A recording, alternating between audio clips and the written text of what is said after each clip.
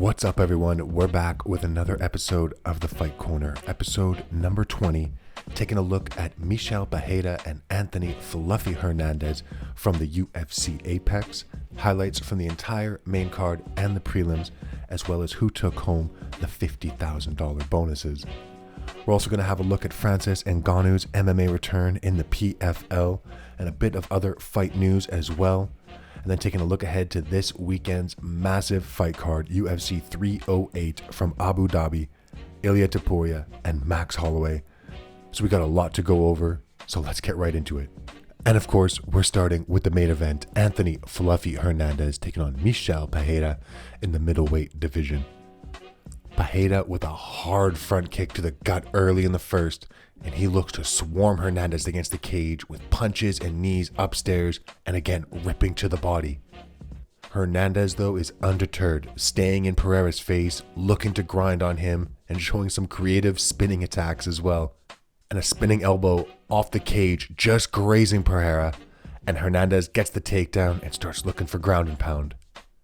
In the second, Hernandez continuing his grinding style, punching into takedowns and wearing on Pereira, who does look for a guillotine off the Hernandez takedown, but Hernandez defends and ends up on top, landing hard, short elbows, moving to mount, and nearly locking in the arm triangle, but Pereira defends and gets back to his feet, only to be taken back down and get absolutely smothered with ground and pound and being forced to defend submissions. In the third, Hernandez again right in on Pereira, staying in his face, landing shots, and then getting Pereira on his back again, landing ground and pound, hard elbows, and some solid hammer fists. And Pereira is spent at this point. He's running on E, and it's rinse and repeat in round 4. Hernandez with a hard 1-2, and then right in on the takedown, beating up Pereira against the cage, and hard hammer fists and strikes again. But Pereira is not giving up and gets to his feet. But Hernandez just continues his relentless pressure. And I guess Pereira has a puncher's chance in this, but it's a one-sided beatdown going into the 5th. And Hernandez, again, getting the fight to the ground and crushing elbow, cuts Pereira on the right eye, and he continues the ground and pound until Herb Dean mercifully stops the fight. And wow, unbelievable performance by Anthony Hernandez. And clearly a threat in the middleweight division. In your co-main event, it was Rob Font taking on Kyler Phillips in the Bantamweight division. Phillips getting the fight to the ground early in the first, advancing the position, smothering and landing real good ground and pound with elbows and punches. Font does well to invert, create space, and get the fight back to the feet, where they each land near the end of the round. In the second, Font with some nice right hands to start the round, forcing Phillips to get in on the takedown, but he can't hold Font down, and Font doing real good work against the cage, lots of pressure and landing to the head and the body. And Font continues that good work against the cage, again landing an overhand right and ripping to the body. And a great round from Rob Font, and it's all to fight for going into the third, where Phillips again gets the fight to the ground real early, but Font refuses to stay down and works right back to his feet.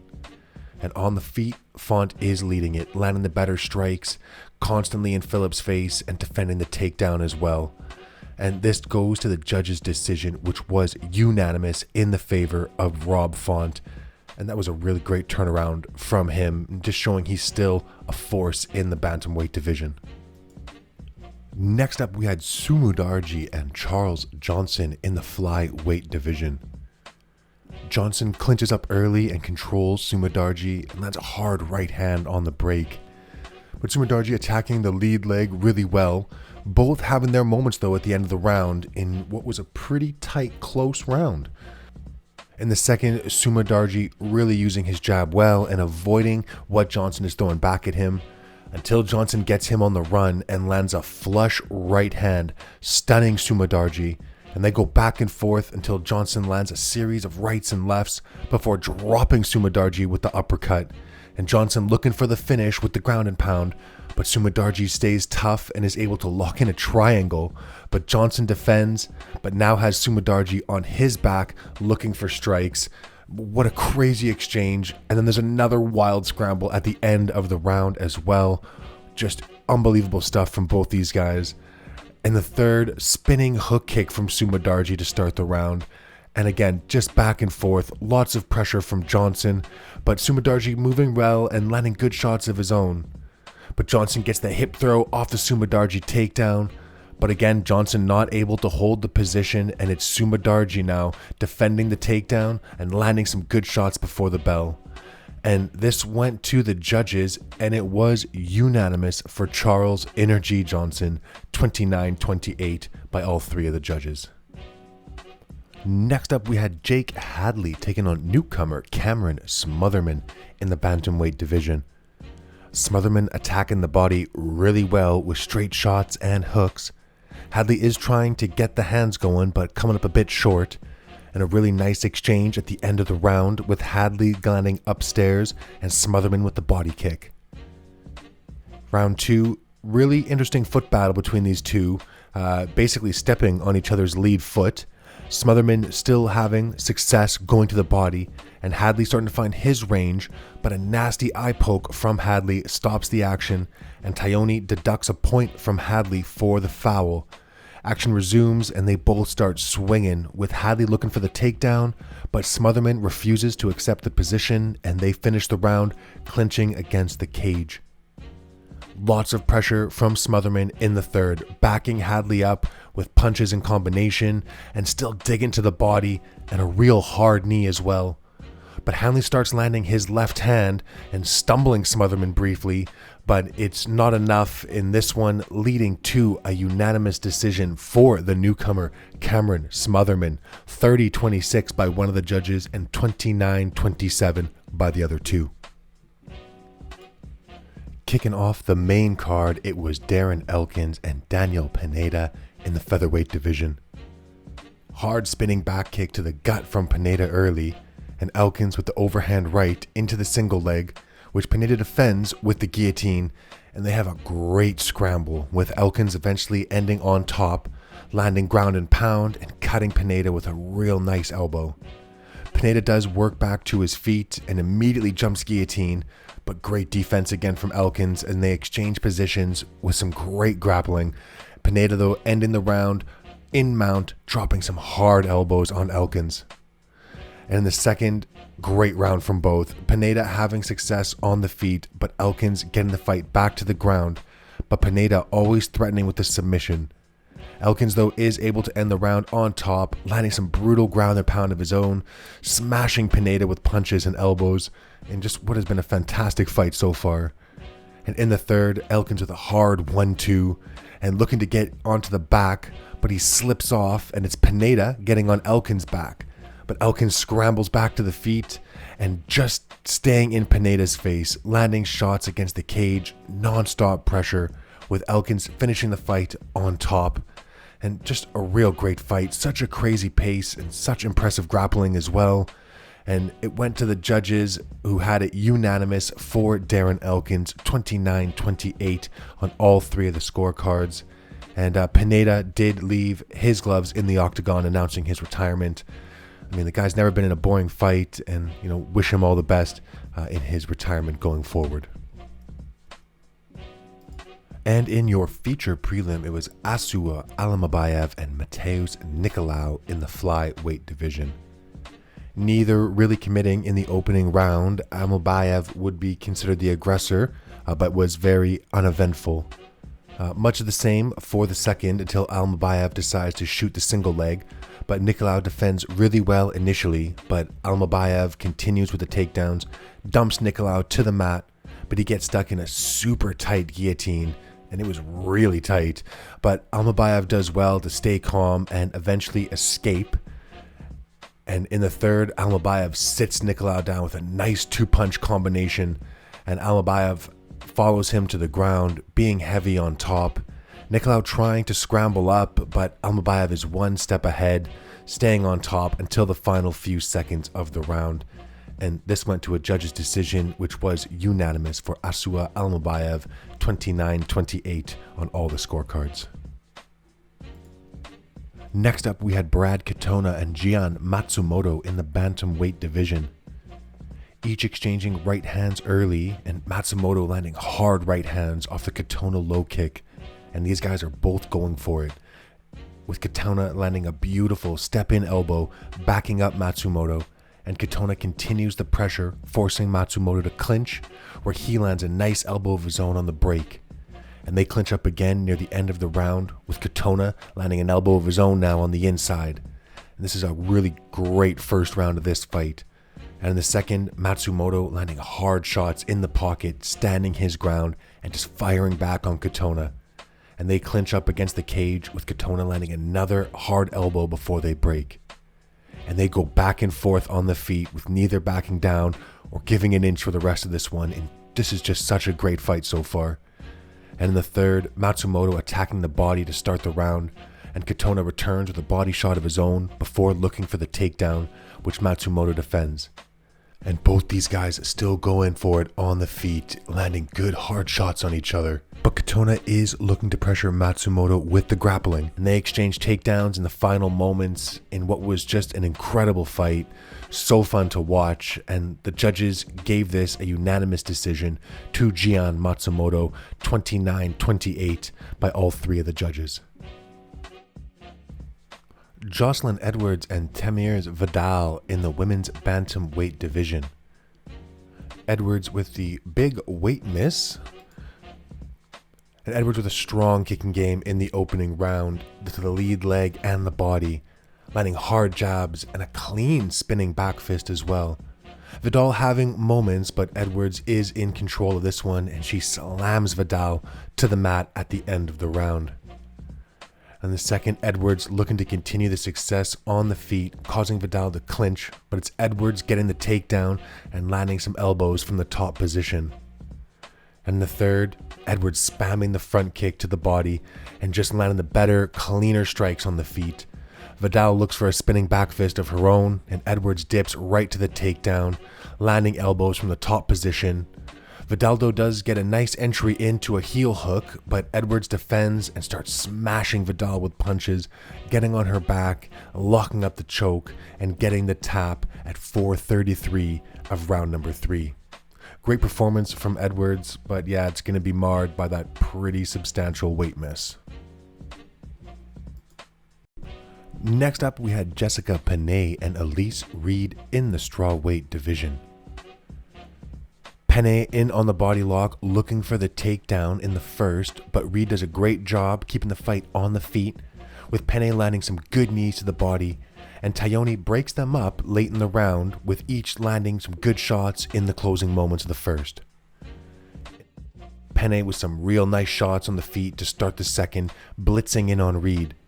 But Reed with some solid jabs and stumbles Penne with a left hook, and Reed staying on that jab and attacking the lead leg of Penne, and a real good right hand from Reed off the failed takedown as well.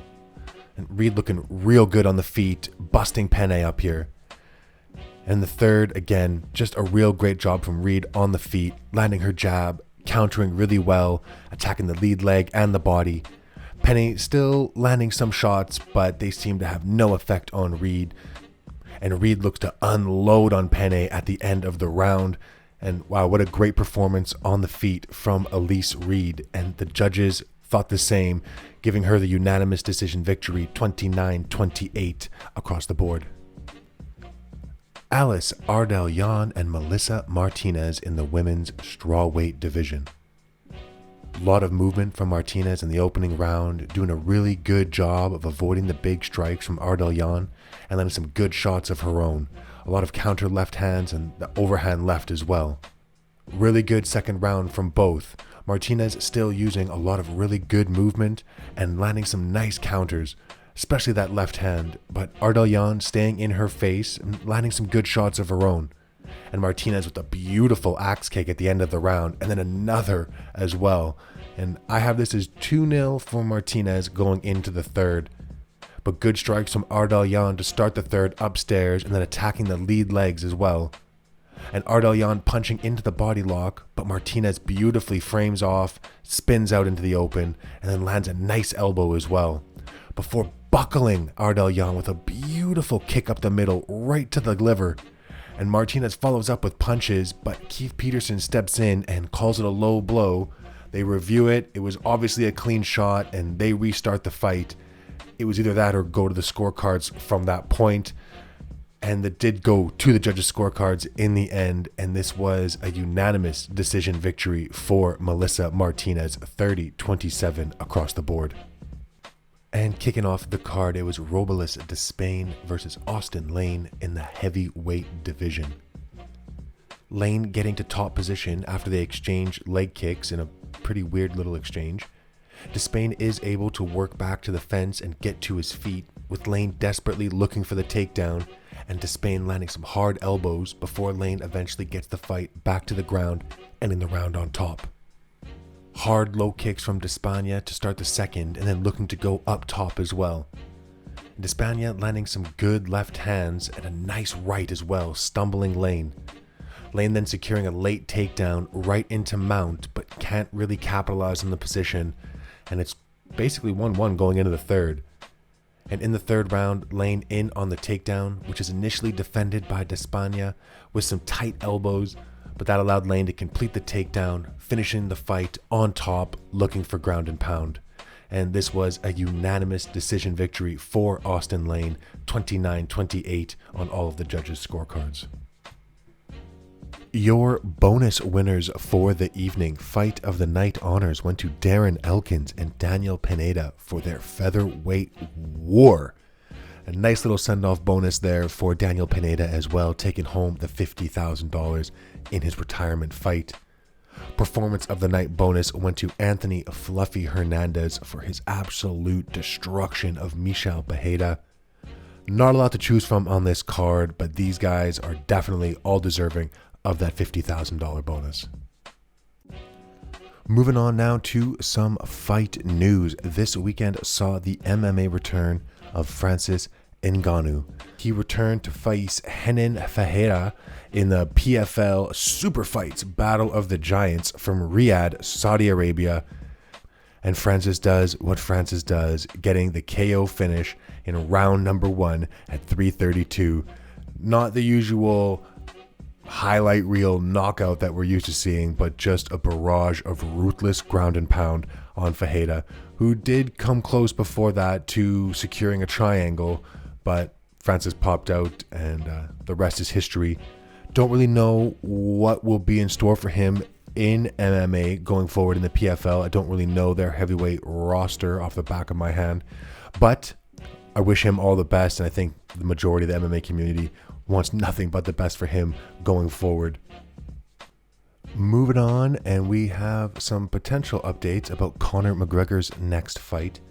He had said in passing that his next opponent is going to be Dan Hooker, and it will be in Saudi Arabia on February 1st. Hooker subsequently told Submission Radio he and McGregor spoke in person at the BKFC event in Spain, and that they were both on board. They just needed the UFC to line it up.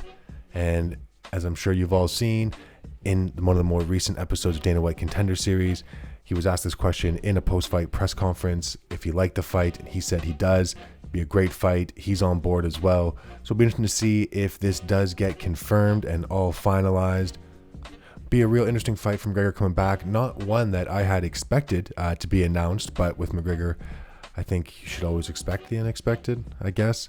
And for Dan Hooker, I mean, what else can you ask for? He's on a bit of a winning streak right now, and getting that fight and getting a win in that fight would definitely be catapulting him into potential title contention. Let me know what you think in the comments below. If this is a good fight, if you like it, if you don't like it, who you think is going to win, and if it'll even go through. And lastly, Donald Cowboy Cerrone announced he is planning a return to the UFC for 2 more fights to take his total fights within the organization, UFC, Strikeforce, WEC, etc., to 50 bouts. I really don't think this is the best idea he's ever had. He hasn't had a win in the UFC since Alayev Quinta in 2019. His last 7 fights, he got finished in 5 of those, 4 of those being TKO stoppages. And I know he's taken some time off, healed himself up, had some help on the scientific side of things, peptides, TRT, etc., etc. I just don't think it's a great idea. I don't see really why he would want to do this. I mean, there is a possibility that maybe it's for the money, but I don't think with Cowboy that's a real drive. I think it's more for having that record of the 50 fights, and more power to him if he can do it without getting injured. But yeah, I don't like this. Don't really see a point. And this weekend we have UFC 308 from Abu Dhabi, Ilia Topuria and Max Holloway for the featherweight title. It's going to be an insane card, an insane main event, and the co-main event isn't too shabby either. Robert Whittaker and Khamzat Chimaev. We also got Lerone Murphy and Dan Ige, Magomed Ankalaev and Alexander Rakic, Sharabutin, Magomedov, and Armen Petrosyan round out the main card. On the prelims, though, not too shabby either. Jeff Neal and Rafael dos Anjos, Abus Magomedov and Bruno Ferreira, Kennedy Nzechukwu and Chris Barnett, Farid Basharat, Victor Hugo, and finally, Renat Fakhretdinov will be taking on short notice Carlos Leal in the welterweight division. Going to be a fantastic card. I can't wait for this one. Loving that it's an early start time as well. And that again all goes down this Saturday from Abu Dhabi. And that does it for another episode of The Fight Corner. We will be back with another episode, UFC 308 breakdown and review. Going to be a great card. Can't wait to do that one. And I know I've said it before, I do have other projects going in the works. We're going to have a lot more variety coming in the near future. But I want to thank everyone for tuning in as usual. It really does mean a lot. Don't forget to like, comment, share, and subscribe. It all goes a long way, as I'm sure you know. And I can't wait to be back with another episode for UFC 308. So until then, peace.